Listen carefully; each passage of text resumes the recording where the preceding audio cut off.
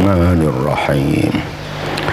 Wa minasyayatini man yaghusuna lahu wa ya'maluna 'amalan duna dzalik wa kunna lahum hafidhin.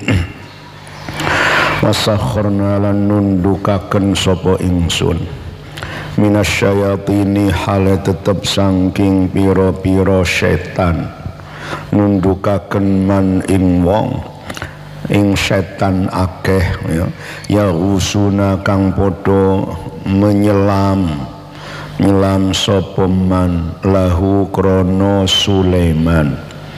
Artinya ya husun yadkhuluna tegese padha manjing sapa man fil bahri ing dalem lautan, fayukhrijuna mongko padha ngetokaken sapa man minhu saking bahar, ngetokaken al jawahira ing pira-pira mutiara li Sulaimana krono Nabi Sulaiman.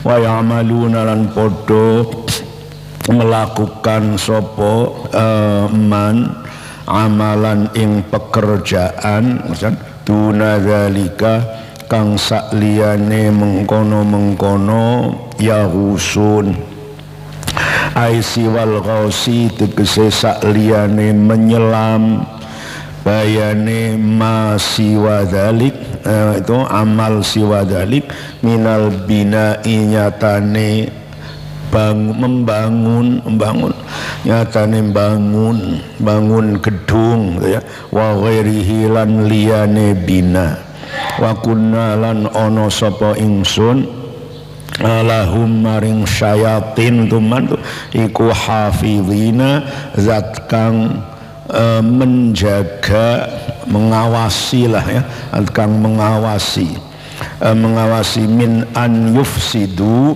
saking yen to padha gawe rusak sapa syayatin otoman gawe rusak ma ing barang amilu kang padha nglakoni padha bekerja sapa syayatin li annahum karena stune syayatin iku kanu ono sapa syayatin iku idza farahu arikalane wis padha rampung sapa syayatin rampunge min amalin saking pekerjaan qabla laili sadurunge bengi afsaduhu mongko padha ngrusak sapa syayatin ing amal illam yashghalu lamun ora podo sibuk sapa syayatin ora sibuk bi ghairihi kelawan liyane amal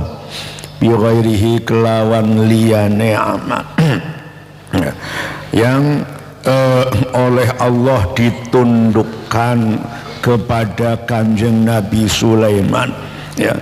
Hampir semua makhluk ya, kalau di atas diterangkan itu angin, besi ya, besi itu tunduk di tangan Nabi Dawud alaihi salam, dipegang Nabi Dawud, besi tidak lagi keras tapi jadi lembek. Angin tunduk di tangan Nabi Sulaiman alaihi salam, diperintah untuk menghembus ke utara, ke selatan sesuai dengan keinginan Nabi Sulaiman, dijadikan alat transportasi waktu itu oleh Kanjeng Nabi Sulaiman, tunduk. Kemudian juga setan itu jin dan setan juga tunduk nurut diperintah apa saja semau dan sekehendak Nabi Sulaiman. Ada yang menyelam, diperintah ayo selam, nyelam ke laut untuk mengambil benda-benda berharga di laut, mutiara dan lain sebagainya. Tidak usah pakai mesin, pakai alat canggih. Mesinnya adalah setan atau jin itu sendiri. Jin sudah tentu itu lebih canggih daripada alat-alat bikinan manusia, bisa terbang kemana saja, tidak usah pakai pesawat terbang atau apa, atau diperintah untuk membangun. Kuli-kuli bangunannya bukanlah manusia, kuli-kuli bangunannya adalah jin dan setan. Membuat gedung bertingkat apa sajalah, rumah-rumah megah dan lain sebagainya, kemudian mengeluarkan isi perut bumi, emas, perak, tembaga dan lain sebagainya. Begitu ketika Allah itu menghendaki, Allah menghendaki apa saja. Kalau di dunia itu saja seperti itu, lah apalagi nanti di sorga. Jadi tidak ada yang mustahil, tidak ada yang mustahil sesuatu yang dikehendaki oleh Allah Subhanahu wa ta'ala. Asal itu sesuatu yang mungkin, bukan sesuatu yang mustahil. Yang mustahil siapa? Yang mustahil ya umpamanya Gusti Allah punya anak, lah itu mustahil, itu tidak bakal. Jadi tidak bisa ditanyakan. Yang mustahil apa? Yang mustahil ada makhluk yang tidak bisa diangkat oleh Allah. Ini sesuatu yang mustahil. Ya, tetapi kalau turun hujan atau tidak turun hujan, sesuatu yang mungkin. Keluar emas bisa keluar dari perut bumi atau tidak, sesuatu yang mungkin. Ya, kita bisa mengambil mutiara di dalam lautan, sesuatu yang mungkin, bukan mustahil. Nah, segala sesuatu yang mungkin semuanya itu menjadi objek dari kudrah dan kemampuan Allah Subhanahu wa ta'ala. Nah, kalau yang mustahil tidak ada pertanyaan. Umpama ada orang yang bertanya, kalau Allah itu membuat anak buat sendiri, bisa atau tidak? Mampu atau tidak Gusti Allah bikin anak? Bukan jawaban mampu, bisa, dijawab mampu, ya enggak, tidak mampu nanti Gusti Allah berarti tidak mampu, kudrahnya tidak mutlak. Jawabannya adalah pertanyaan itu pertanyaan yang salah, pertanyaan yang keliru, karena kemampuan atau kudrah Allah tidak berhubungan dengan hal-hal yang mustahil. Nanti kalau berhubungan dengan yang mustahil, jadinya berhubungan dengan hal yang wajib. Yang wajib zat Allah. Zat Allah wajib itu pasti, maknanya wajib itu pasti. Nanti bisa Gusti Allah menciptakan dirinya sendiri, bisa tuh. Oh bisa, oh ya enggak. Bukan enggak bisa, bukan bisa. Bisa ya tidak, tidak bisa ya tidak. Itu adalah pertanyaan yang salah besar. Itu dong. Kudrah atau kemampuan hubungannya dengan hal-hal yang mumkinat itulah. Nah, kalau sesuatu yang mungkin, jangan apa saja itu sesuatu yang mungkin mampu. Gusti Allah itu kalau berkehendak mampu. Nah, karena itulah orang yang mukmin, di hatinya ada imannya, tidak pernah merasa susah, merasa sedih, ya, sebab semuanya disandarkan kepada Allah Subhanahu wa ta'ala. Inilah Kanjeng Nabi Sulaiman diberi oleh Allah, ditundukkannya semua makhluk. Silakan kau gunakan Sulaiman.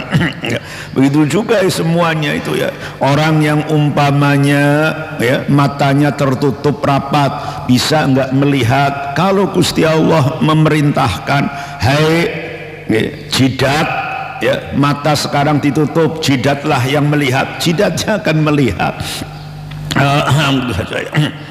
Wa ayyuba idh nada rabbahu anni massani ad-durru wa anta arhamur rahimin fastajabna lahu fakashafna ma bihi min durrin wa atainahu ahlahu wa mithlahum ma'ahum rahmatan min 'indina wa dhikra lil 'abidin.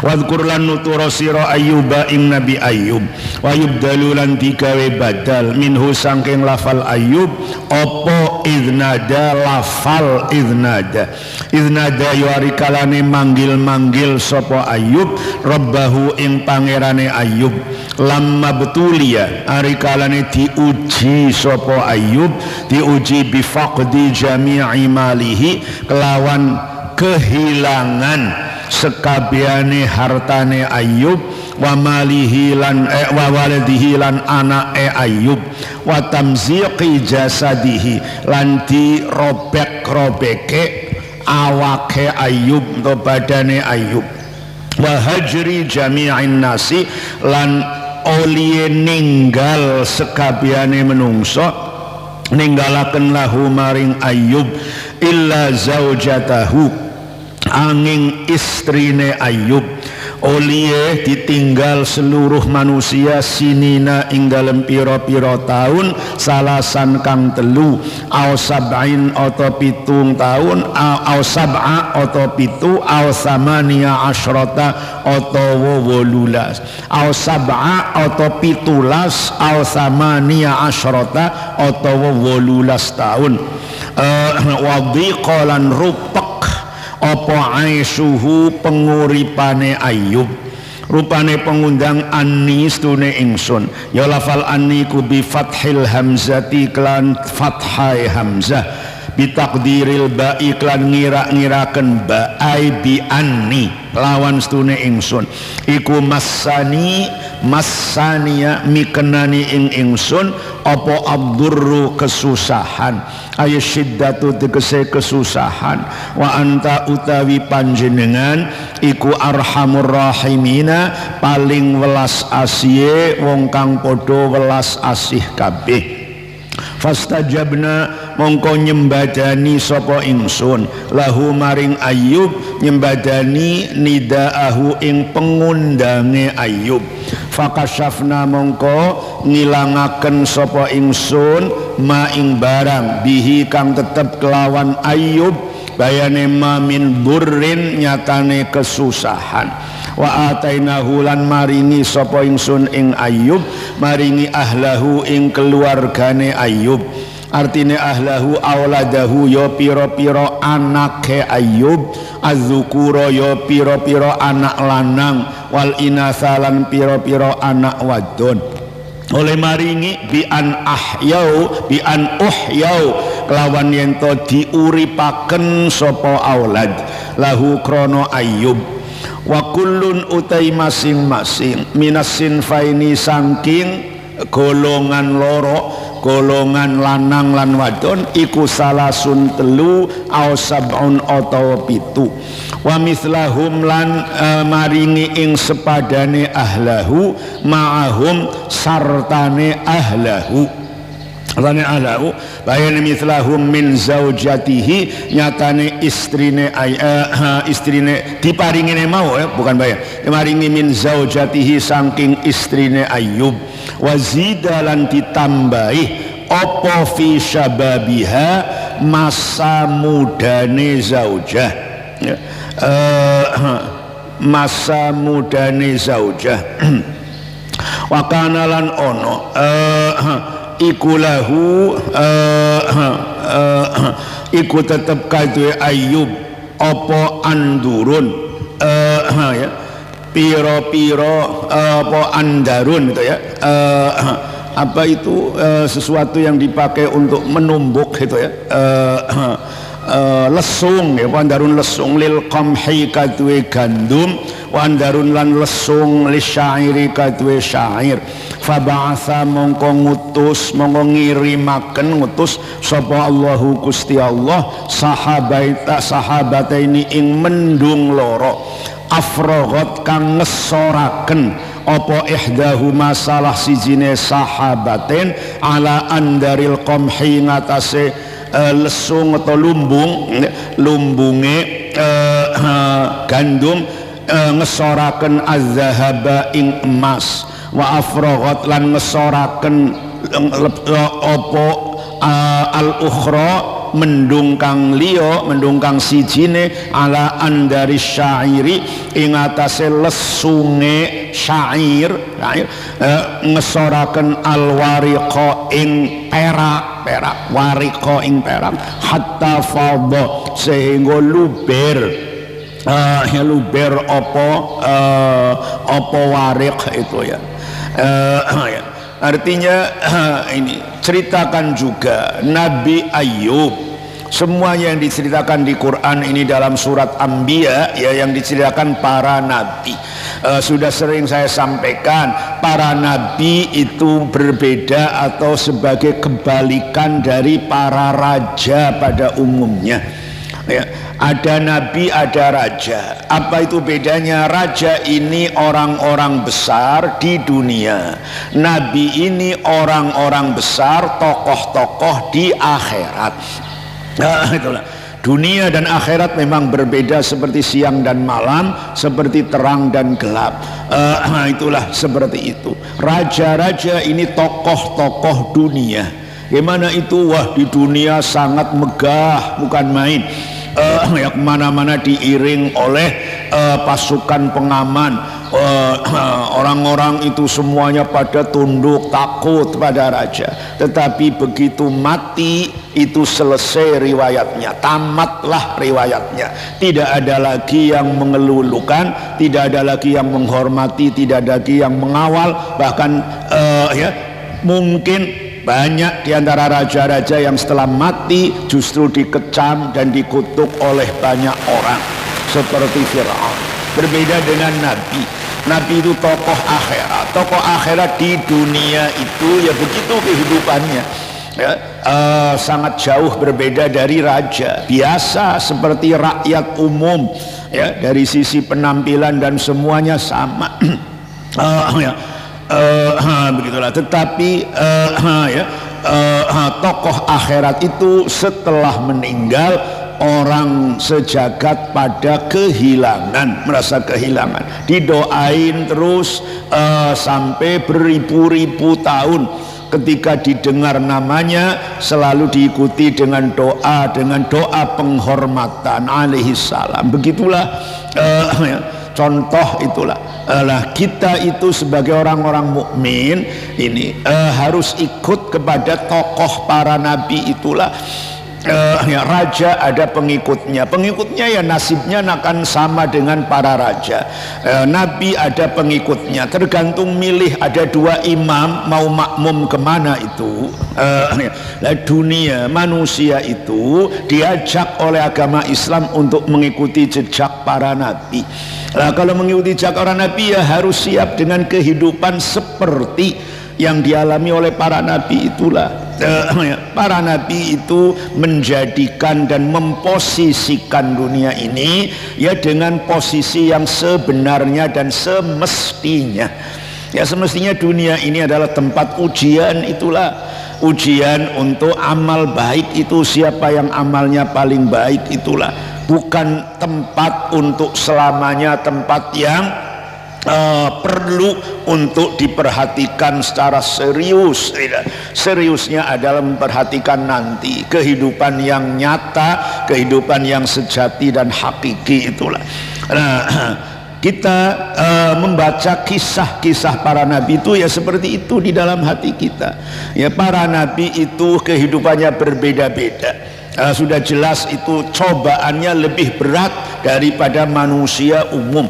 Karena sebagai imam, sebagai pemuka ya jelas itu tanggung jawab dan bebannya itu lebih berat. Bagaimana nabi-nabi itu diberi bermacam-macam cobaan oleh Allah Ta'ala. Nabi Sulaiman yang seperti itu kayanya, apakah itu kemudian Nabi Sulaiman leha-leha enak sekali bisa apa saja? Enggak, itu berat bukan main ya, menghadapi cobaan berupa kenikmatan Allah. Liyabluwani aashkuru am akfur. Apakah Nabi Sulaiman kemudian merasa senang sekali ya dengan harta yang melimpah ruah seperti itu? Tidak. Apakah Nabi Sulaiman terganggu zikirnya pada Allah? Tidak. Justru kekayaan itu yang membuat Nabi Sulaiman itu lebih dekat, lebih mendekat seterusnya.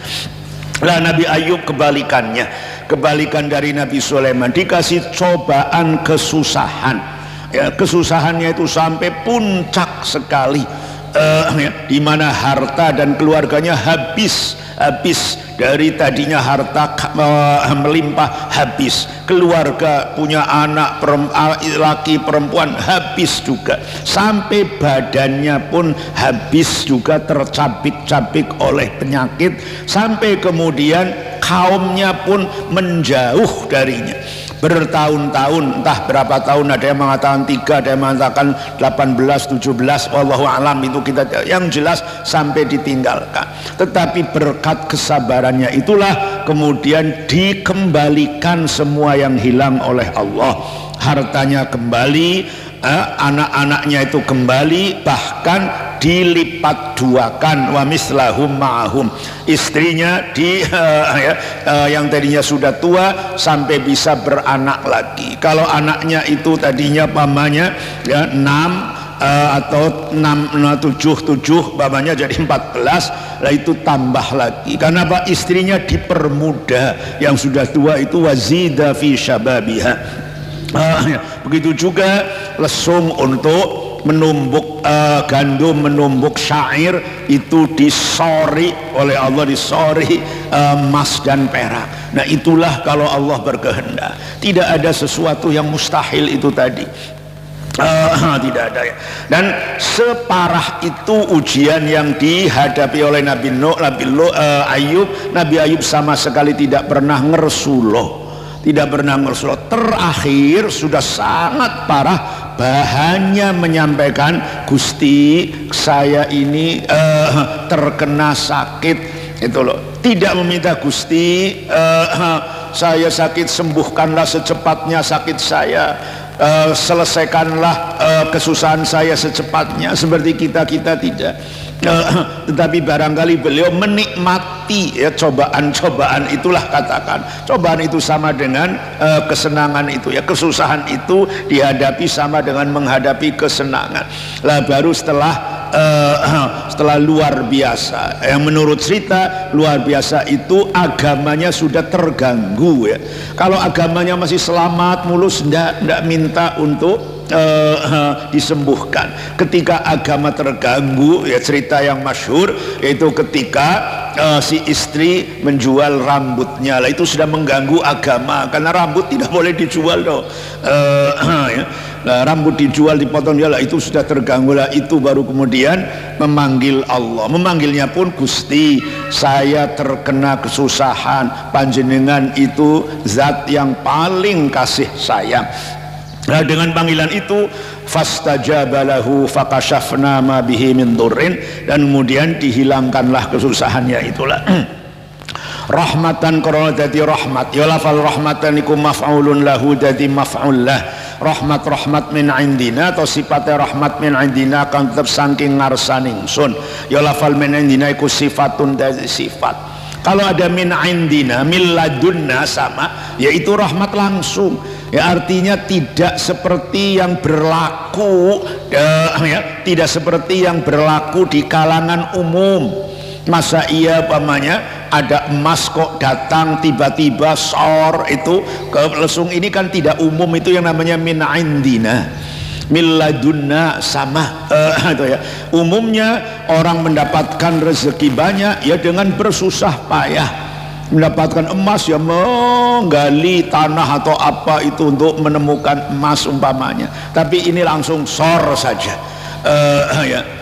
Semuanya juga min indillah, tetapi ada yang min indillah secara langsung, ada yang melalui metabolisme, melalui aturan-aturan hukum sebab dan akibat itulah ya. Nah, hukum itu ya hukum ciptaan Allah.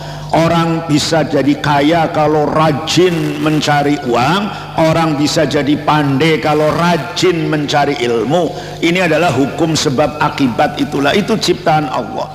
Nah, Allahnya bisa menciptakan hal lain tanpa melalui hukum itulah, tanpa melalui metabolisme itulah. Ya, kalau Allah berkehendak, orang bisa jadi dapat ilmu, pintar, pandai tanpa menuntut, tanpa belajar. Orang bisa kaya tanpa mencari gejala, itu yang min indina atau milladunna, seperti itu ya.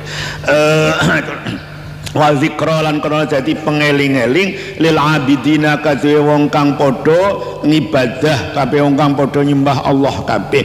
Kapan dadi eling lias biru supayane padha sabar sapa abidin, wa fayu kapan sabar fayusabu mongko diganjar sapa abidin. Ya, kalau tidak diganjar di dunia seperti itu, ya, ya nanti di akhirat gambaran yang diberikan oleh kepada Nabi Ayub adalah itu sebagai bukti adanya sorga, adanya pahala. Itulah wong di dunia saja itu kesabaran Nabi Ayub tergantikan itu oleh kenikmatan yang berlipat. Itulah hartanya berlipat, anaknya berlipat. Itu di dunia kesabaran itulah. Lah kalau di dunia tidak diberi seperti itu oleh Allah, pasti dong, pasti di akhirat itu gambaran. Wa Ismail wa Idris wa dzal kifl kullum minas sabirin wa adkhalnahu fi rahmatina innahum minas salihin. Wadhkur lan nutura sira Ismaila ing Nabi Ismail, wa Idris lan ing Nabi Idris, wa dzal kifli lan Nabi Dzul Kifli.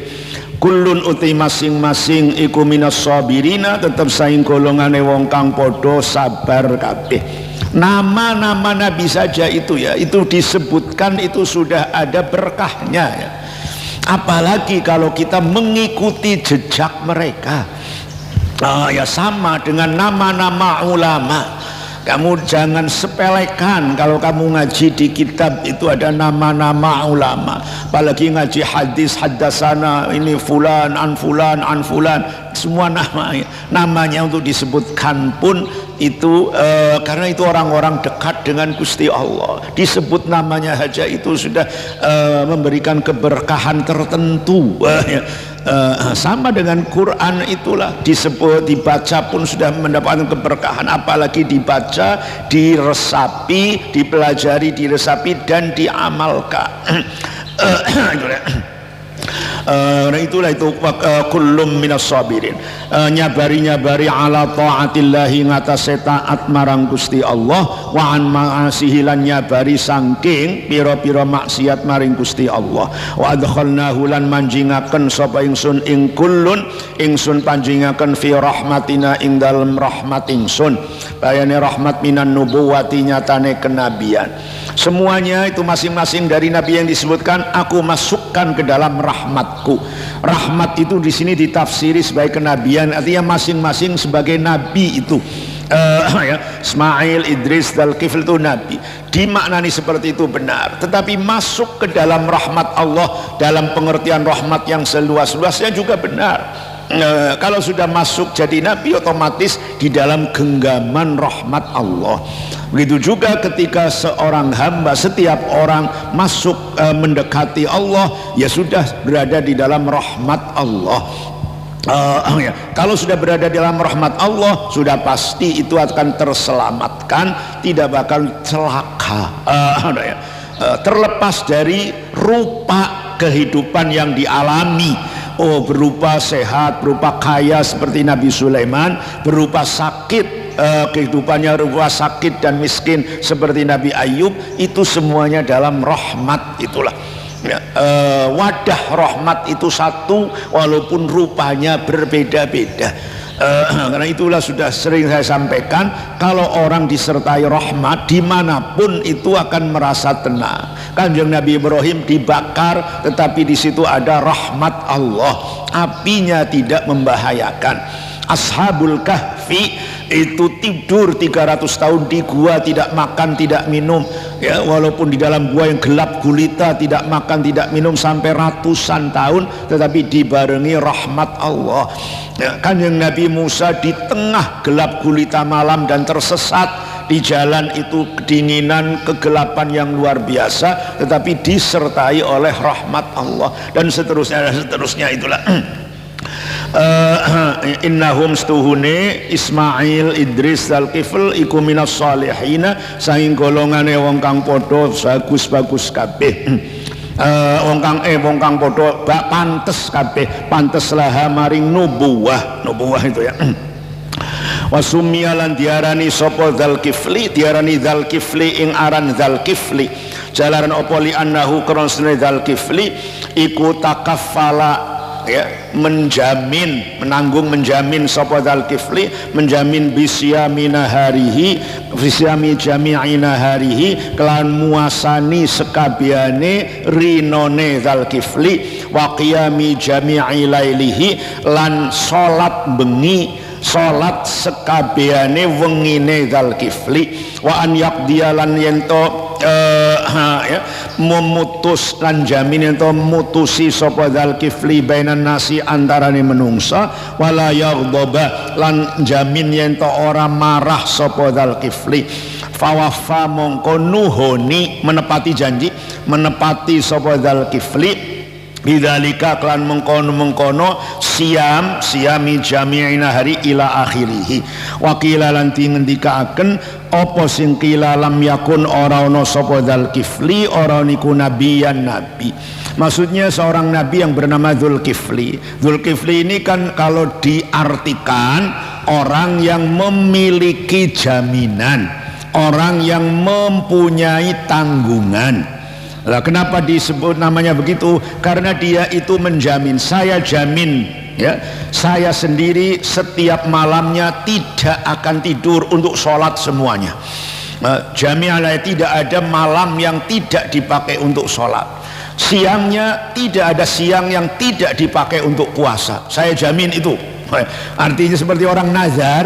Nah, nazar itu kemudian dilaksanakan persis sepenuhnya.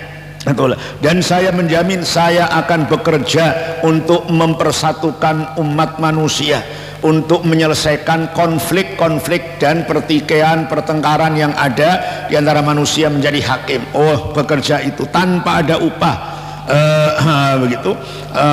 Dan kemudian berjanji tidak akan marah, tidak akan marah. Lah semua janji-janjinya ditepati itulah. Ya, itu kemudian disebut namanya Dzulkifli. Wa dhannuni idh dhahaba mughadiban fa dhanna an lan naqdira alayhi fanada fi dhulumati an la ilaha illa anta subhanaka inni kuntu minadh dhalimin. Wa dzkur lan nutura sira dhannuni ing nabi Dhunnun. Dhunnun itu apa? Sahibal huti, ya wong kang anduweni iwak gede. Sahibal huti, wong kang duweni hut itu ikan besar, itu ikan nun. Wa huwa tawi sahibul hut atau Dhunnun iku Yunus, Nabi Yunus, iku Yunus ibnu Mata, Yunus putra Mata. Yunus ibnu Mata kang dari putrane Mata. Mata itu dalam bahasa sana Matius itu ya. Wa yubdalu lan dikai badal minhu saking Dhunnun apa idzahaba lafal idzahaba yonalikane lunga sapa Dhunnun tingkane Dhunnun mughadiban hale wong kang marah liqaumihi maring kaume Dhunnun ay ghadbana tegese hale wong kang marah alihi ing atase kaum marai mau mimma mergo barang kosa kang menderita sapa Dhunnun ya. Kosa itu merasa kesulitan ya, kosa kang kesulitan sapa Dhunnun minhum sanging kaum walam yu'dzan lan ora diizini sapa lahu Dhunnun atau Yunus fi dzalika ing dalem mengkono zahaba ya. Artinya pergi dari kaumnya karena mutunginya karena kaumnya bikin susah. Begitu susah apa diajak ke agama Allah tidak mau, itu ya mutungi begitulah, marah dan kemudian pergi, itu. Dan padahal tidak ada izin dari Allah untuk pergi.